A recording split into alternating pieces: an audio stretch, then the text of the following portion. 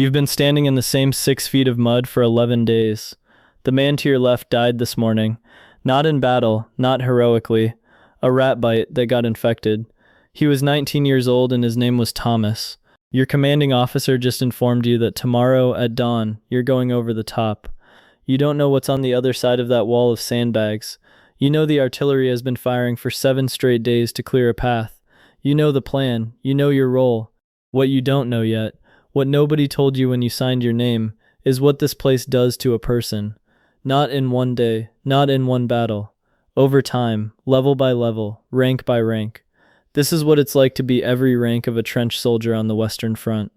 Level 1, the volunteer. August 1914. The queue stretches around the block. You've been waiting for 2 hours, and you haven't moved more than 30 feet. It doesn't matter, you'd wait all day. It's August 1914. Britain declared war 4 weeks ago, and the recruitment offices cannot process men fast enough. Over 750,000 volunteers will sign up in the first 8 weeks alone. Men lying about their age to get in. Boys as young as 15 telling recruiters they're 19, and the recruiters choosing to believe them. You are not lying. You're the right age, just barely. The poster on the wall shows a man in uniform pointing directly at you. Your country needs you. You've seen it everywhere. Outside the pub, in the newspaper, on the wall of the factory where your father works. Your friends are in this queue with you, your school friends, your football club, the 2 brothers from 3 streets over. This is what they're calling a pals battalion, men from the same town, the same workplace, the same life, fighting together. That sounds like a good thing right now? You will understand later why it isn't. You sign your name. They give you a date to report for training. 6 weeks of drilling, marching, and rifle practice in a field in southern England. 6 weeks. Then a boat to France. You go home that night and tell your mother it'll be over by Christmas. She doesn't say anything, she just looks at you. They gave you a uniform, a rifle, and a date. You had no idea those 3 things were a one-way door. Level 2, private, second class. Late 1914, arriving at the front. You smell it before you see it. Nobody prepares you for the smell. 3 miles from the front line, and it's already in your throat. A combination of mud, smoke, chemical antiseptic, and something else underneath all of it that you don't have a word for yet. You will have a word for it soon. The Western Front runs 440 miles from the Belgian coast to the Swiss border. It is in effect 2 facing cities of men buried in the earth, connected by hundreds of miles of communication trenches, supply trenches, and fire trenches. A world underground, governed by its own rules, its own language, its own rhythm. The veterans call you fresh fish, not cruelly, just accurately. You are fresh, untouched by what this place does, and they have learned, through experience they will never fully explain, not to invest too much in fresh fish. The man who had your bunk before you lasted 4 days. Nobody offers his name. Your kit weighs 66 pounds. Rifle, ammunition, entrenching tool, gas mask, rations, ground sheet, and personal effects.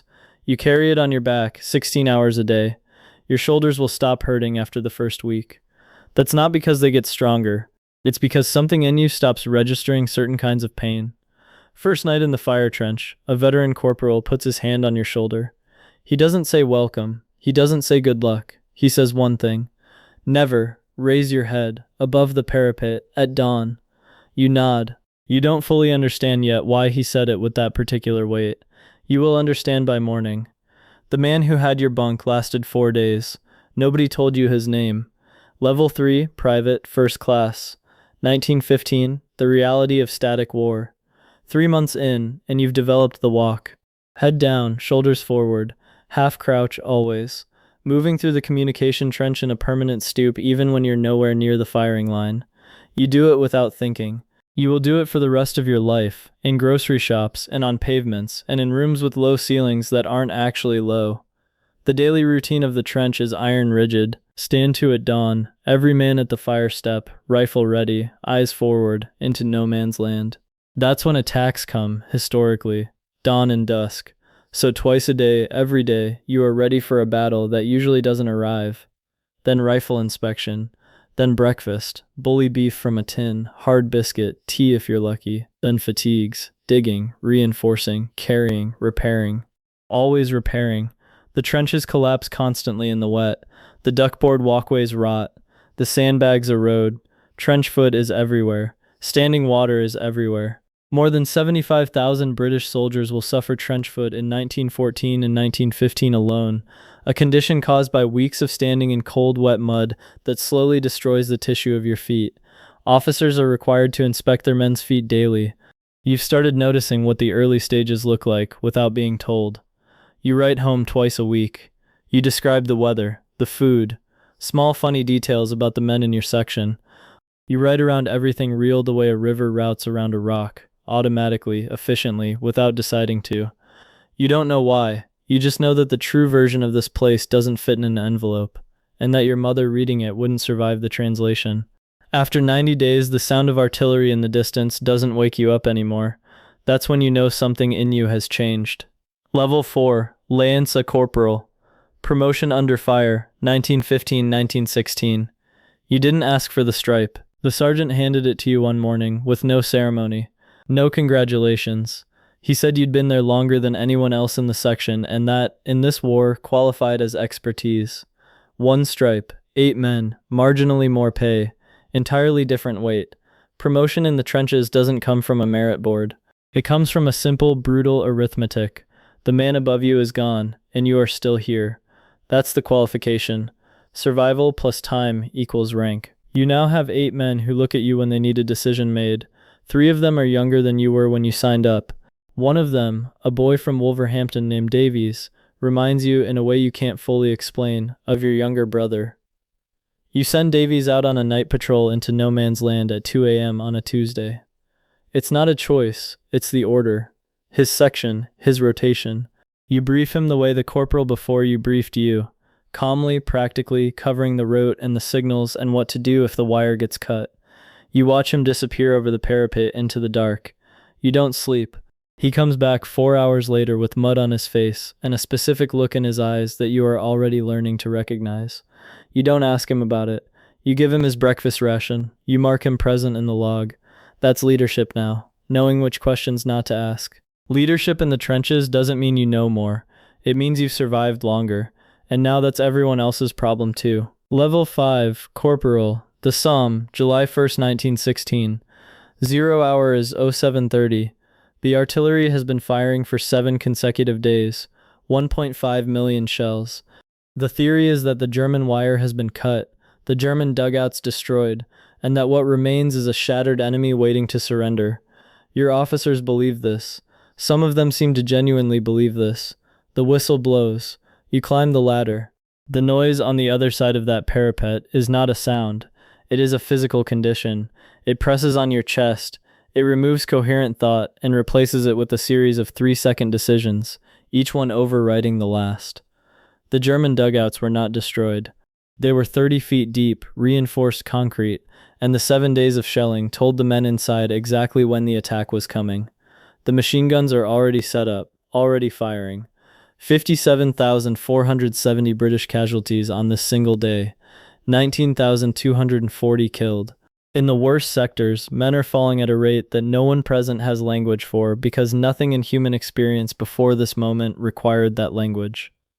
You do things in the next 4 hours that you will not be able to explain, not because they were wrong, because they were the only options available in the 3 seconds you had to choose. You make it back. 31 men went over with your company. You come back with 9.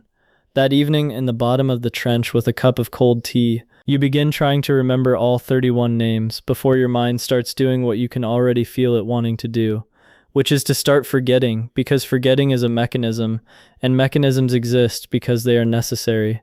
You went over the top with 31 men. You came back with 9. The worst part is, by nightfall, you were already trying to hold on to all 31 names before they slipped. Level 6, Sergeant. The weight of command, 1916-1917. You've written 14 next of kin letters this month. You've gotten good at it. There's a structure, an opening, an acknowledgement of service, a specific detail about the man that makes it feel individual, a closing. You do it efficiently now. You are privately ashamed of how efficiently you do it.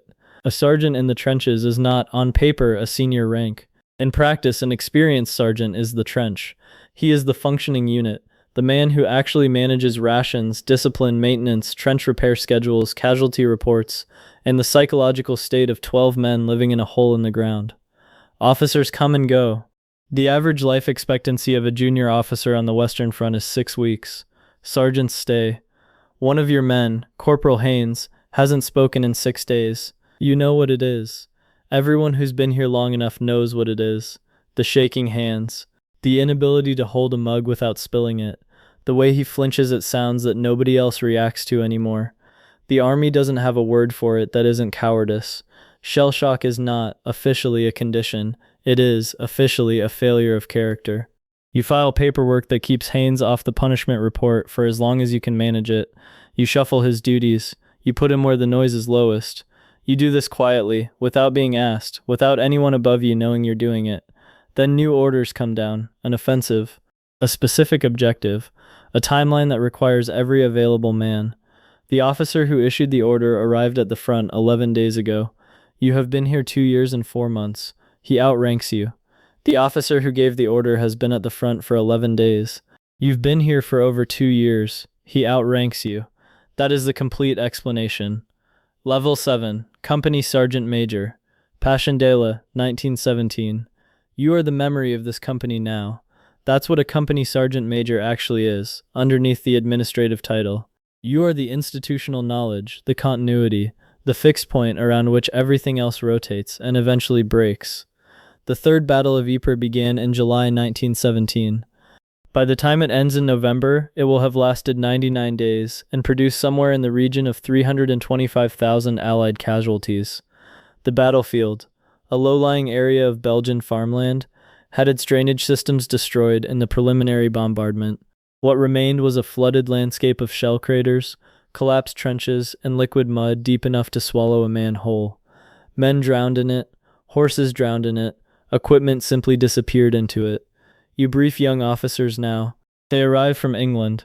Good families, good schools, newly commissioned, nervous in a way they're trying not to show. You brief them calmly. You correct their errors quietly, before the men notice. You watch them learn fast, because the ones who learn fast last a few weeks longer than the ones who don't. A new second lieutenant arrives on a Tuesday, 20 years old. He has a way of holding himself that reminds you, in the cold administrative part of your mind that you now use for most things, of yourself in August 1914. You feel nothing, not contempt, not sympathy, nothing. You brief him, you hand him his sector. You tell him the one rule above all others. Never raise your head above the parapet at dawn. After 3 years, you don't hate the enemy. You don't hate the generals. You don't feel much of anything. And that, you understand now, is how you survive. Level 8. Commissioned Officer. The 100 Days Offensive, 1918. The war is ending.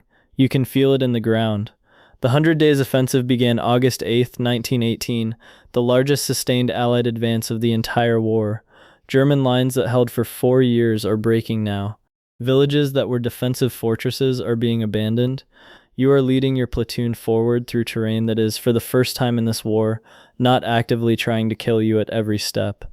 Men are still dying. Men die on the 9th of November, on the 10th, on the morning of the 11th. At 5 a.m. on November 11th, the armistice agreement is signed. The ceasefire is set for 11 a.m., 6 hours away. The order to continue advancing comes down anyway. Some commanders push hard in those final hours, taking objectives that will mean nothing in 6 hours, spending men on ground that will simply be handed back at the peace table. A man in your platoon is killed at 10:55 a.m. You are with him. His name is Fletcher. He has been with you since the Somme. He survived the Somme, Passchendaele, and 2 years of everything in between. At 11:02 a.m., 2 minutes after the guns go silent, you begin writing the letter. Dear Mrs. Fletcher, the silence is extraordinary. After 4 years of artillery as the permanent background noise of existence, a sound so constant you stopped hearing it the way you stop hearing your own heartbeat, the silence is the loudest thing you have ever experienced. Men around you are crying. Some are laughing. Some are sitting completely still, staring at nothing, doing neither. You finish the letter. You fold it. You put it in your breast pocket. You go home. You sit in the same chair. In the same house, the same town, the same street where you stood in a queue in August 1914 and believed you were doing the right thing and that it would be over by Christmas. The chair feels wrong. The room feels wrong. Your mother's voice feels like it's coming from a different world, through glass, from a distance you can't close. It's not that the town changed. The town is exactly the same. That's the problem. You went over the top. And the man who came back down, the man who wrote 14 letters in a month and briefed young officers and sent Davies out into the dark at 2 a.m., that man is not the man who signed his name. He left something in the mud. Something he will spend the rest of his life looking for in rooms that are too quiet and streets that are too safe and conversations that move too slowly and assume too much. Somewhere in France there is still a trench. The grass has grown over it. The wire has rusted into the earth. The shell craters have softened into gentle hills, but the trench is still there. Outside the recruitment office, a new poster is going up. A different war, a different year, a different boy in a different queue, looking at a man in a uniform pointing directly at him. He's certain it'll be over by Christmas. He signs his name,